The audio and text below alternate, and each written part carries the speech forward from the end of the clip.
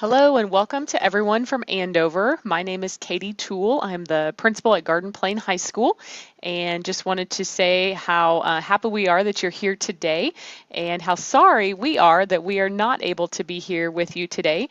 My team and I are headed to Union City, Oklahoma today to visit Union City High School. And we've had to reschedule twice for various reasons. So we definitely wanted to make sure we were able to continue there today. So I thank you for being here. I hope you can see from our presentation what we have accomplished this year and where we're headed for next year. So where we started, we had to do a vote. We had 100% of the faculty vote in favor of participating in Gemini redesign.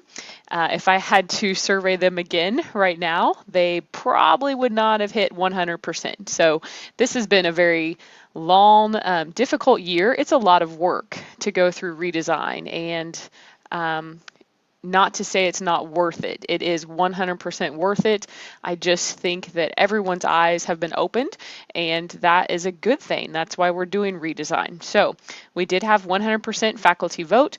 We started first by surveying our staff and students, what they wanted to see, what their hopes were for our school, and we also gained input from our site council, our parent group, and we formed a student redesign team. And those students have been divided up into the same committees that my staff were divided up into. So we'll talk about that.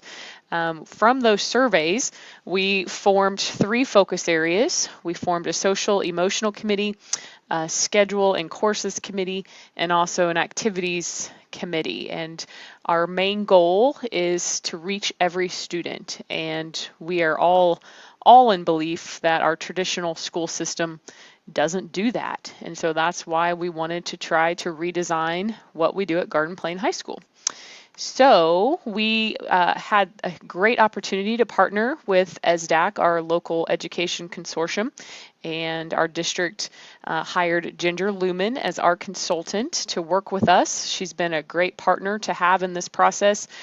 She has served us in all 3 focus areas and really trying to look at how we design education and how we can do it differently. So we feel fortunate that we've had Ginger this year. She's been a great force for me, a great advocate, a great helper to me as well.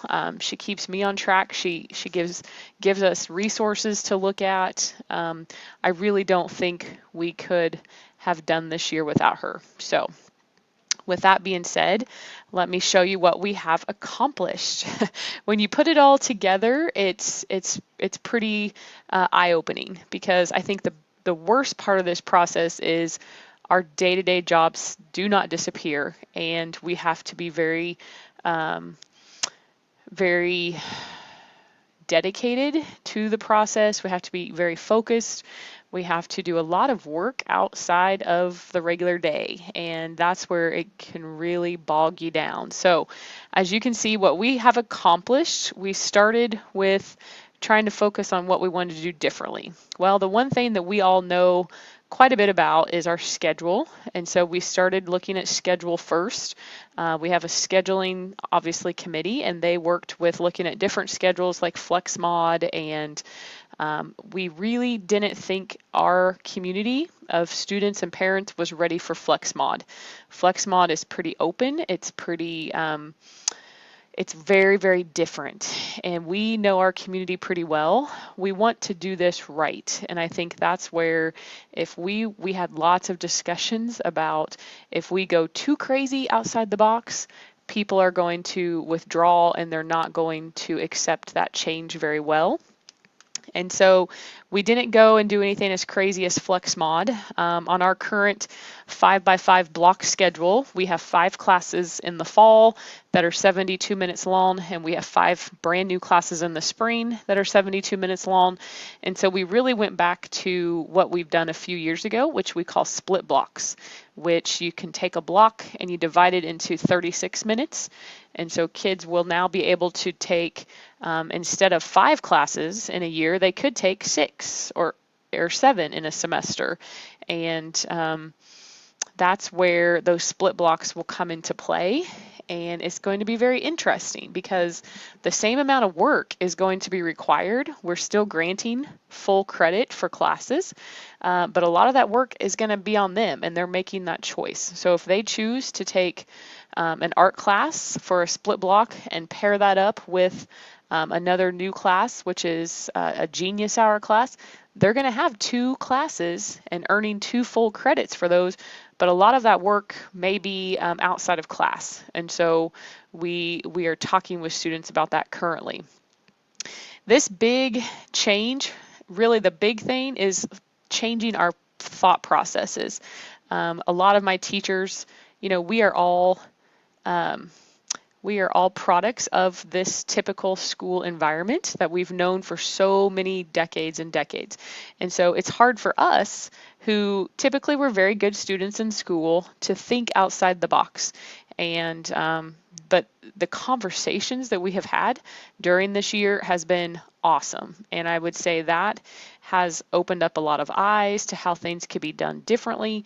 I have very veteran staff members who do a fabulous job in their classroom, and they're making changes to how they teach. And I think that is phenomenal. So how we have done that, one of our main focus is learning about project-based learning, because that is something relatively new to the high school world, I know, at least to our world. And so Ginger has been a great resource for us.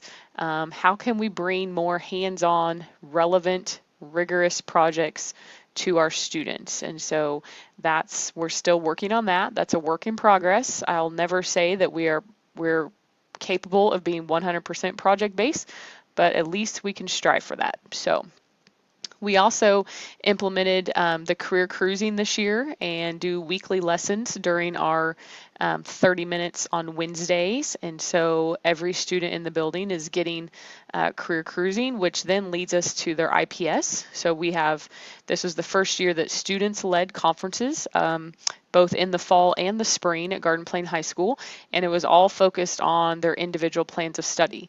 And so we're trying to shift the focus away from grades and courses and onto the IPS and what's best for each kid. And when I say that, that leads me to how we formed our new mission statement.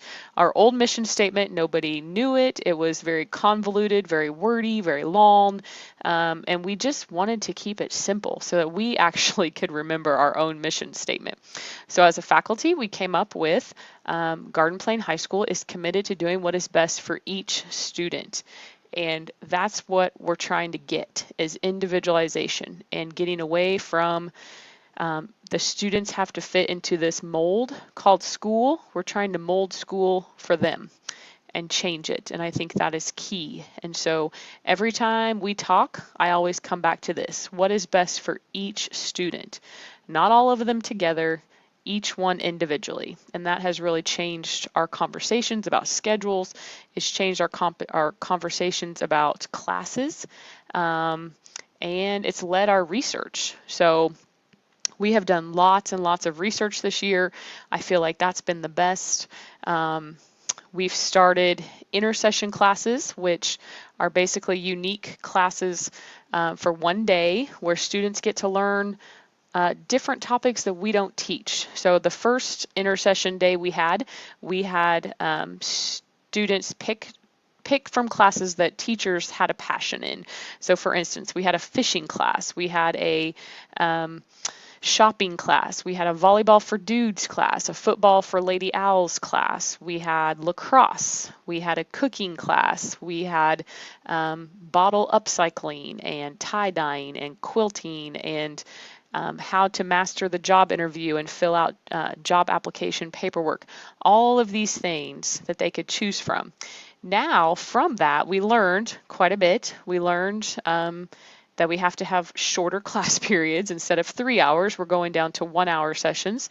And the kids are actually going to teach. And so on May 11th, our students are becoming the teachers and they are teaching us. And I'm very excited about that.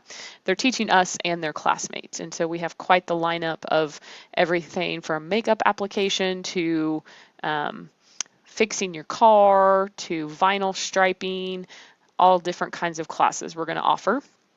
and I'm really looking forward to those.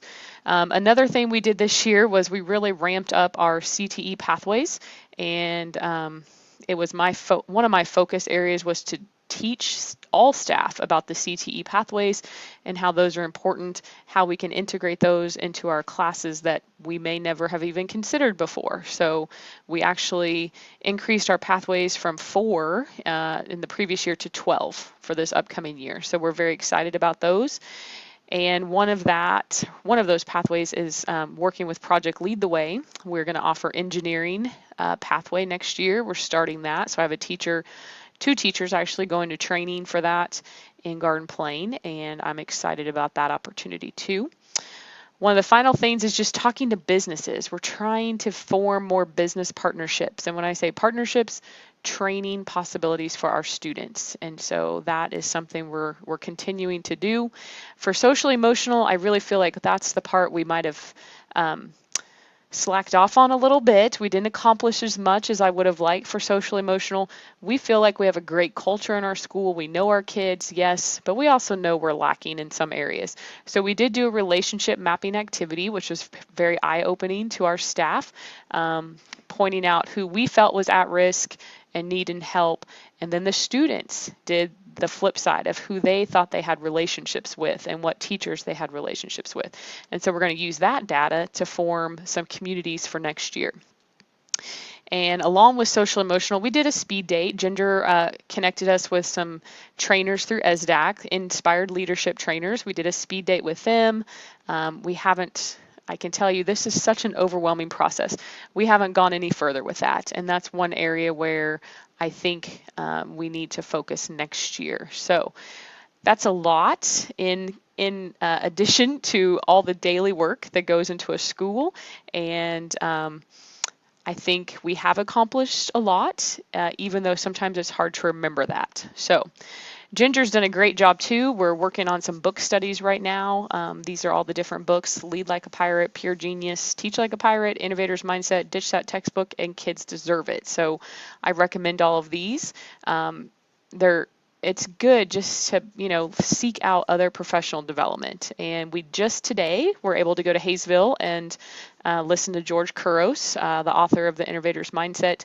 That was a fabulous training today. So where we are headed for next year. So we're implementing our schedule changes, adding new courses that we haven't offered before, continuing to research the social emotional learning for high school. We're going to use that relationship mapping data to form student advisory groups that loop with the student. And we're really looking to launch in August of 2019. So we have another year. We have a year to transition into that, and I think we've made some great gains this year. My staff they're thinking and they're doing and they're getting out of that comfort zone a little bit, and that's the intent of this project. So I know that Diane asked me what my thoughts were about the whole process, and my advice to you is be ready. It is tough. It is sometimes makes me cry and go crazy, but it is also worth it. And I think that's what all of my team members would tell you, is that this is all worth it for the kids. So you are on the right path, and I wish you the best of luck, and feel free to contact us anytime. So here's my phone number at Garden Plain High School. Here are my building leadership team members. You're welcome to contact them. The best way to contact them is through email, and so at the bottom of the screen here is firstname.lastname@usd267.com would be the best way to get a hold of them, and you're welcome to email or call me at any time. So best of luck to our friends in Andover, and I hope that you enjoy the journey of redesign.